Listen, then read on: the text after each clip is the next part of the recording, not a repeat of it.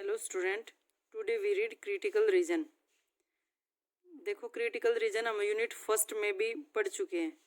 अब हम एक बार फिर से यहाँ पर रिवाइज कर रहे हैं क्योंकि सेकंड यूनिट का पोर्शन है क्रिटिकल रीजन।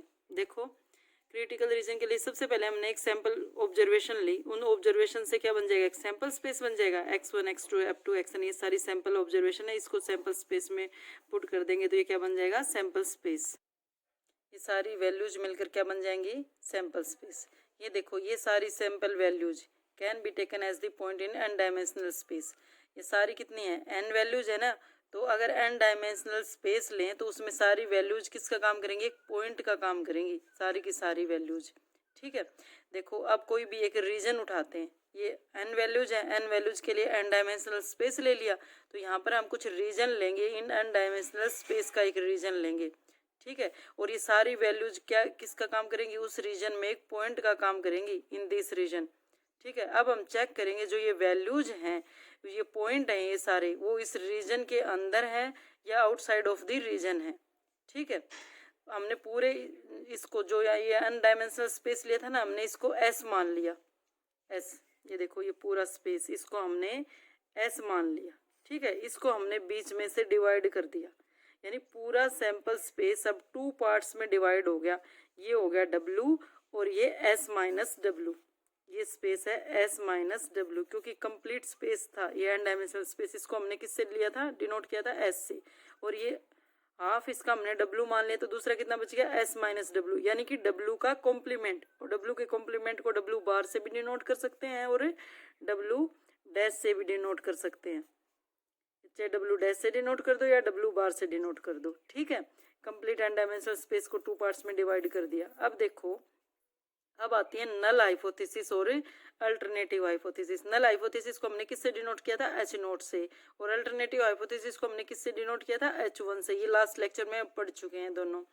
अब देखो, null hypothesis H0 is rejected if observed sample point falls in W। ये जो x1 x2 up to xn जो हमने वैल्यूज ली थी, ये अगर इसमें W में, इस W, ये W रीजन है ना, और ये W का कॉम्प्लीमेंट है, अगर वो सारी वैल्यूज इसमें W में इंक्लूड हैं तो यहाँ पर हम क्या लेकर चलेंगे? H0 रिजेक्टेड हो जाएगा। अगर वैल्यू W में है तो H0 रिजेक्टेड। ठीक है, H0 यहाँ पर रिजेक्टेड हो जाएगा। और region of rejection H0 when H0 is true. ये देखो, H0 ट्रू है यहाँ पर, और क्योंकि वो वैल्यूज इस रीजन के अंदर लाई करती हैं तो हम क्या करेंगे? वहां पर इसका उल्टा लेंगे, H0 रिजेक्टेड। समझ में आ गया ना? अगर वो वैल्यू जब, दूसरा क्या था? अगर वो वैल्यू जब यहाँ लाई करती हैं W1 में, तो फिर W बार में लाई करती है तो यहाँ पर H1 रिजेक्टेड हो जाएगा, क्योंकि इसके कॉम्प्लीमेंट में आ गई ना, तो यहाँ पर H1 रिजेक्टेड हो जाएगा। देखो, ये एक टाइप से एरर है कि देखो वैल्यूज x1 x2 xn, उनमें से कोई भी एक पॉइंट W में लाई करता है। W में लाई करता है तो यानी कि H0 ट्रू हो गया, नल हाइपोथेसिस ट्रू हो गया। ट्रू होने के बावजूद भी हम उसको क्या कर देंगे? रिजेक्ट। तो ये जो ये रीजन है, ये रीजन, इसीलिए हम इसको क्रिटिकल रीजन बोलते हैं, क्योंकि यहाँ पर H0 ट्रू है तब भी H0 को रिजेक्ट कर दिया। और H0 रिजेक्ट होगी तो एक्सेप्टेंस किसकी होगी? H1 की, यानी कि अल्टरनेटिव हाइपोथेसिस की एक्सेप्टेंस होगी। तभी तो इसको क्रिटिकल रीजन बोला, क्योंकि यहाँ पर पॉइंट लाई भी करते हैं, H0 ट्रू भी है, उसके बावजूद भी हम H0 को रिजेक्ट कर देते हैं। यानी कि H0 is rejected if the sample points falls in that region and that region is called critical region. क्या डेफिनेशन लिखोगे क्रिटिकल रीजन की? The region of rejection of H0। ये रीजन किसका है? रिजेक्शन ऑफ H0 का। When H0 is true, region of rejection of H0 when H0 is true is that region of outcome set। किसका reason है? ये जो outcome आई थी x1 x2 xn, उनका सेट है ये। where H0 is rejected if the sample points falls in that region is called the critical region। समझ में आ गया? अब इस क्रिटिकल रीजन का हम साइज लेकर चलेंगे अल्फा साइज मान लेते हैं। लेट, ऐसा कुछ नहीं है, इसका मतलब हमने मान लिया अल्फा इसका साइज है, size of critical reason. Total probability कितनी होती है? 1 होती है ना, और 1 माइनस अल्फा, तो इसकी प्रोबेबिलिटी कितनी बनेगी? 1 माइनस अल्फा। और 1 माइनस अल्फा को हम 1 मिनट के लिए मान लेते हैं बीटा। ठीक है, ये आ गया अल्फा, क्रिटिकल रीजन का साइज है ये। तो देखो अब the probability of committing type 1 error, इसको हम क्या बोलेंगे, टाइप 1 एरर। समझ में आ गया ना। यहाँ पर पॉइंट डब्ल्यू के अंदर लाई करते हैं, यहाँ पर एच नोट ट्रू और फिर भी एच नोट को हम रिजेक्टेड कर देते हैं। हो गया क्लियर। और ये क्रिटिकल रीजन, इसीलिए इसको क्रिटिकल रीजन बोलते हैं। और इस क्रिटिकल रीजन का साइज हमने मान लिया अल्फा। ठीक है। फिर दूसरी कंडीशन क्या थी, यहाँ पर एच नोट रिजेक्ट हो गया, तो यहाँ पर तो एच नोट एक्सेप्ट हो गया ना फिर, क्योंकि ये पॉइंट तो यहाँ लाई करते हैं। पॉइंट जहाँ पर लाई करते हैं वहाँ एच नोट रिजेक्टेड, जहाँ पर पॉइंट लाई नहीं करते वहाँ पर एच नोट एक्सेप्टेड। जहाँ पर एच नोट रिजेक्टेड होती है वहाँ पर एच वन एक्सेप्टेड हो जाती है, और जहाँ एच नोट एक्सेप्टेड होती है वहाँ एच वन रिजेक्टेड हो जाती है। ठीक है। अब देखो ये to types of error, to types of error में वही एक्सेप्टेंस और रिजेक्शन वाला मेथड है ये। ठीक है। जो डिसीजन लेते हैं ना, एक्सेप्ट और reject the null hypothesis H naught, ये किस पर डिपेंड करता है, जो ये एलिमेंट्स थे, इसके पॉइंट्स थे उनके, ये x1 x2 up to xn थे, वो सैंपल ऑब्जर्वेशन थी, उन पर डिपेंड करता है ये। देखो डबल डाइकोटोमी यानी टू टाइप्स ऑफ वेरिएबल हैं ये, relating to the decision and hypothesis. देखो डिसीजन फ्रॉम सैंपल। अब देखो true, true H naught true, दोनों पॉइंट ले लिए। रिजेक्ट एच नोट रिजेक्ट कब होता है और एक्सेप्ट कब होता है। ठीक है। रिजेक्ट, दो पॉसिबिलिटी है, एक तो रिजेक्ट एच नोट और एक एक्सेप्ट एच नोट, या फिर H naught true H naught false, दोनों पॉसिबिलिटी ले ली हमने। ट्रू, देखो यहाँ पर ट्रू लेंगे, ट्रू एच नोट ट्रू और रिजेक्ट एच नोट, बताओ। देखो एच नोट ट्रू और रिजेक्ट एच नोट, यही तो होता है यहाँ पर। देखो एच नोट ट्रू और एच नोट रिजेक्ट, तो रॉन्ग हो गया ना, ये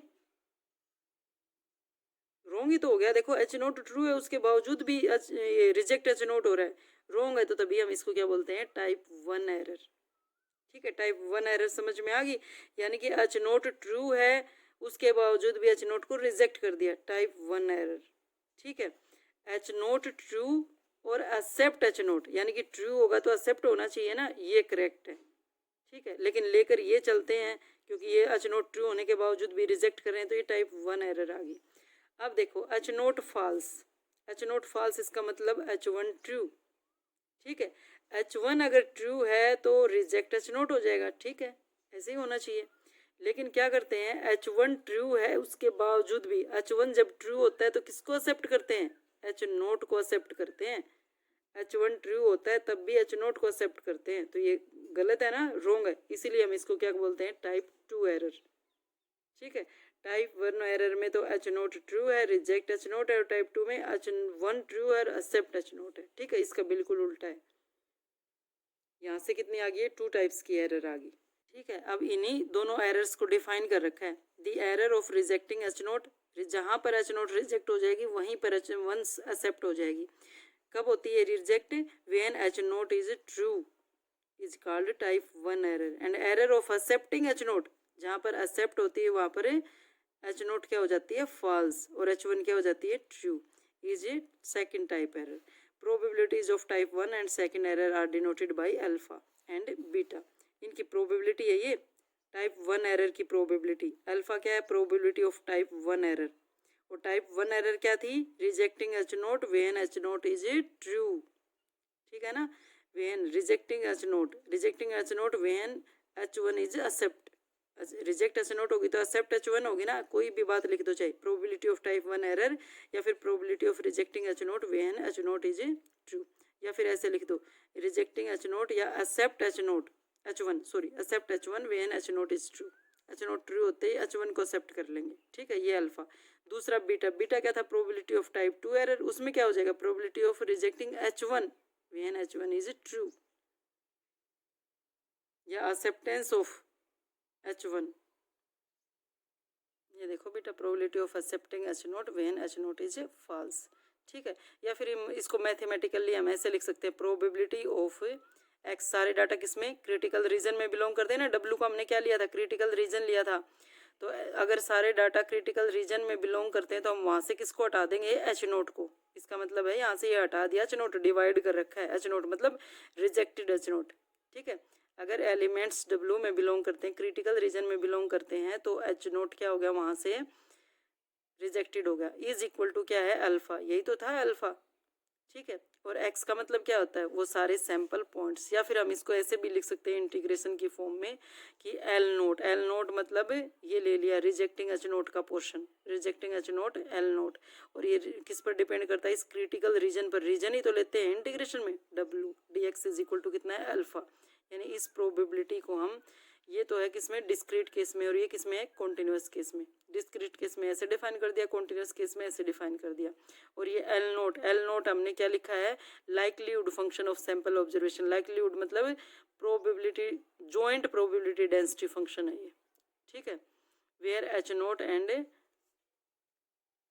and integration d naught represents the unfold integral, ठीक है, ये इंटीग्रेशन डी एक्स ये अनफोल्ड है, अनफोल्ड मतलब एन वेरिएबल्स के लिए ये, ठीक है, ये देखो ये लिख रखा dx1 dx2 dxn, इन सब के नाम का हमने एक ही बार इंटीग्रेशन लिख दिया dx, ठीक है, x में सारे एलिमेंट्स आ गए, ठीक है। अब इसका दूसरा, अब अगर ये जो ऑब्जर्वेशन थी, ये ऑब्जर्वेशन w बार में बिलोंग करें, और वहां पर क्या हो जाएगा, h1 रिजेक्ट हो जाएगा, ठीक है ना, क्योंकि w में क्रिटिकल रीजन में बिलोंग करे, h0 रिजेक्ट, और यहाँ पर क्या है h0 एक्सेप्ट है, तो ये h1 रिजेक्ट हो गया, तो उसको क्या मान लिया बीटा, तो ये किस पर बिलोंग करेगा, इंटीग्रेशन w बार पर, ठीक है, इसको L1 ले लिया, ये L0 लाइकलीहुड फंक्शन था, इसका हमने दूसरा नाम दे दिया L1 likelihood function of sample observation in H1 में जो सैंपल ऑब्जर्वेशन थी, ठीक है। इन दोनों का एडिशन कितना होता है, क्योंकि टोटल सैंपल स्पेस की प्रोबेबिलिटी आ गई ना, हाफ प्रोबेबिलिटी ये, हाफ प्रोबेबिलिटी ये, अल्फा प्लस बीटा कितना होता है 1 ही होता है टोटल सैंपल स्पेस की प्रोबेबिलिटी, यानी इन दोनों का एडिशन कितना आ गया 1 आ गया, ये दूसरी साइड जाएगा तो कितना हो जाएगा सब्ट्रैक्शन, और इसकी वैल्यू कितनी 1 माइनस बीटा, ये बीटा ही तो था, ये रहा 1 माइनस बीटा, ये कितना था अल्फा था, तो यानी कि ये कितना आ गया, ये वही है, चाहे इंटीग्रेशन में लिख लो चाहे इसको हमें डिस्क्रीट में लिख लो, ठीक है। ये L1 देखो, अब ये क्या है L1 लाइकलीहुड फंक्शन, दोनों पर W और W बार ले लिया, L1 W, तो ये कितना होगा probability of x belongs to W H1, यहाँ पर H1 के लिए दे दिया ये, ठीक है, तो इज इक्वल टू कितना हो गया 1 माइनस बीटा, 1 माइनस बीटा मतलब अल्फा हो गया, ठीक है, वही होता है alpha plus beta is equal to 1। ये तो था टाइप 1 और टाइप 2 एरर। सबसे पहले पढ़ा हमने क्रिटिकल रीजन क्या होता है, जहाँ सैंपल स्पेस की जो ऑब्जर्वेशंस होती हैं वो लाई करती हैं जिस रीजन में, और उस रीजन में H0 अगर रिजेक्टेड हो जाता है तो क्रिटिकल रीजन बन जाता है। फिर हमने पढ़ा टाइप 1 एरर, टाइप 2 एरर। अब आता है लेवल ऑफ सिग्निफिकेंस। देखो लेवल ऑफ सिग्निफिकेंस यानी कि अगर हम कुछ भी काम करते हैं तो सबसे पहले हम उस एक मतलब कोई भी काम करने से पहले हम एक लेवल डिसाइड करते हैं प्रॉफिट और लॉस का, यानी कि ये काम करने से पहले हमारा इतना प्रॉफिट होना चाहिए, तो जो वो लेवल डिसाइड करते हैं ना वही होता है ये level of significance. Alpha, alpha क्या लिया है, alpha the probability of type 1 error, ये तो हमें पता ही अल्फा है क्या, probability of type 1 error is known as level of significance of the test. जो प्रोबेबिलिटी ऑफ टाइप 1 एरर है ना अल्फा, वही क्या होती है लेवल ऑफ सिग्निफिकेंस होती है, और इसको हम क्या बोलते हैं साइज ऑफ क्रिटिकल रीजन।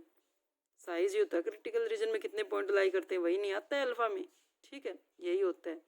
ये उस पर डिपेंड करता है प्रोड्यूसर रिस्क या फिर कंज्यूमर रिस्क, ठीक है। अल्फा को क्या मानते हैं हम, प्रोड्यूसर रिस्क लेकर चलते हैं। अगर प्रोड्यूसर रिस्क होता है तो बीटा कैसे निकलता है 1 माइनस अल्फा से, उसका उल्टा हो गया, तो वो क्या बन जाएगा कंज्यूमर रिस्क, यानी कि अल्फा प्रोड्यूसर रिस्क होता है और बीटा क्या होता है कंज्यूमर रिस्क होता है। अब देखो पावर ऑफ द टेस्ट, ये था लेवल ऑफ सिग्निफिकेंस, जो type probability of type 1 error होती है वो लेवल ऑफ सिग्निफिकेंस होती है। अब आता है पावर ऑफ टेस्ट, तो जो 1 माइनस बीटा है, 1 माइनस बीटा जो यहाँ पर डिफाइन किया है ना हमने, यहाँ पर ये 1 माइनस बीटा, ये देखो H1 के लिए है 1 माइनस बीटा H1 के लिए, ये is called the power function of the test hypothesis H0 against the alternative hypothesis H1, क्योंकि W में बिलोंग करने वाले एलिमेंट्स किसके लिए होते हैं H0 रिजेक्टेड के लिए, यहाँ पर ले क्या रहे हैं H1 रिजेक्टेड, H1 रिजेक्टेड ले रहे हैं हम, तो 1 माइनस बीटा कितना ये दे रखा है इसने, यानी कि टेस्ट हाइपोथेसिस H0 किसके अगेंस्ट है अल्टरनेटिव हाइपोथेसिस H1 के अगेंस्ट, क्योंकि इसमें क्या आएंगे H0 रिजेक्टेड आएगा और डिवाइड बाई H1, तो आ गया ना test hypothesis H0 against the alternative hypothesis H1। ठीक है, the value of power function at a parameter point is called power of the test. यानी जो x1 x2 x2 x3 ये ले रखे हैं, ये सारे पैरामीटर पॉइंट हैं, इन पर जो वैल्यू निकालेंगे पावर फंक्शन की उसको क्या कहेंगे, power of the test at that point. ठीक है, 1 माइनस बीटा तो क्या हो गया, पावर फंक्शन हो गया, पावर फंक्शन हो गया ना। और उस फंक्शन की यानी कि किसी भी टेस्ट की जो पावर लेंगे वो पावर क्या होगी, जिस पॉइंट पर टेस्ट को चेक करेंगे वही होगा power of the test at that point. ठीक है, x1 x2 up to xn पर जो चेक करेंगे। अल्फा लेवल ऑफ सिग्निफिकेंस हो गया, 1 minus beta power of the test हो गया। ठीक है, ये ध्यान में रखना, पावर ऑफ टेस्ट में हम जनरली यहाँ पर प्रोबेबिलिटी डिवाइड बाई H0 लेते हैं क्रिटिकल रीजन में, लेकिन यहाँ पर हमने किसके लिए निकाला है, H1 के लिए, तभी इसने लिखा test of hypothesis H0 against the alternative. यहाँ पर टेस्ट कर रहा है किसका, H0 का, और किसके अगेंस्ट, H1 के अगेंस्ट। ठीक है, अब कुछ रिजल्ट दे रखे हैं, क्या दे रखे हैं, अल्फा को हम प्रोड्यूसर रिस्क बोलते हैं, बीटा को कंज्यूमर रिस्क बोलते हैं, वो यहाँ पर बता दिया। ठीक है, सेकंड रिजल्ट में बता रखा है, अगर हमारे पास कहीं पर भी अल्फा बीटा निकालो, यानी अल्फा पता हो तो हम बीटा निकाल लेंगे, बीटा पता हो तो अल्फा निकाल लेंगे।